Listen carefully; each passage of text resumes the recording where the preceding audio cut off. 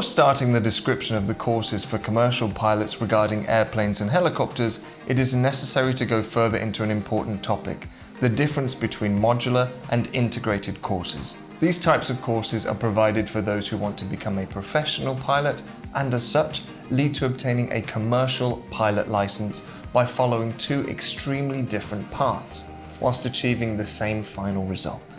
The modular course is the one that, once you have obtained the private pilot license, allows you to obtain the commercial license through a series of well-defined modules, which will be explained to you in greater detail in the next tutorial.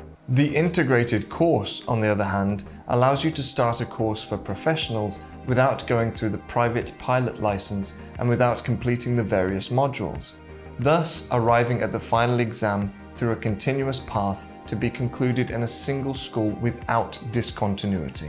Now, let's try to compare the two paths, to give you an idea of what you need in order to evaluate when choosing.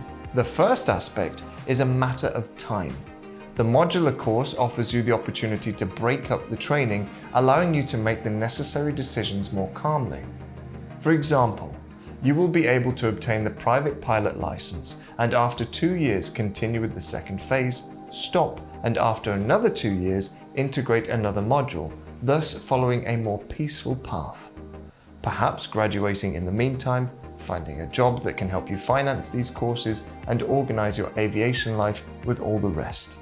The integrated course, on the other hand, has time limits within which you have to complete the entire path, 24 months or 36 months, depending on the specific course you choose. We'll go into further detail in the following tutorials and you'll be able to see the various options. And once started, it must be completed. Otherwise, you will run the risk of losing all credits, as there are no intermediate titles. The second aspect concerns the difficulty. Proceeding in progressive steps, starting with the PPL license and then continuing with professional training, allowing you to digest the knowledge and create a solid starting point for your career. For the integrated course, however, it is necessary to have already acquired some theoretical knowledge, because entering a classroom where lessons for professionals will be held is not trivial. If you don't have aeronautical qualifications, it is normally recommended to attend preparatory courses. The third aspect concerns commitment. A modular course which can be spread over several years and can also be carried out by those who work, whilst the integrated course is a path to which you must apply yourself full time to stay within the pre-established deadlines. The fourth aspect concerns the economic part. The integrated one normally costs less than the modular one.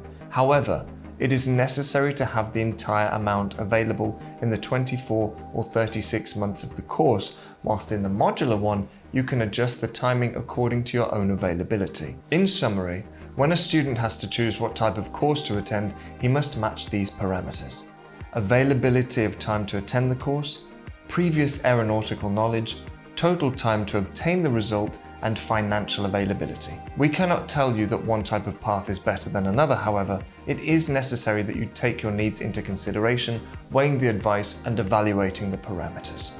To finish up, only choose the integrated path if you already have some aeronautical experience, high school, university, or other licenses, and if you want to finish everything in the shortest time possible to start your career as soon as possible.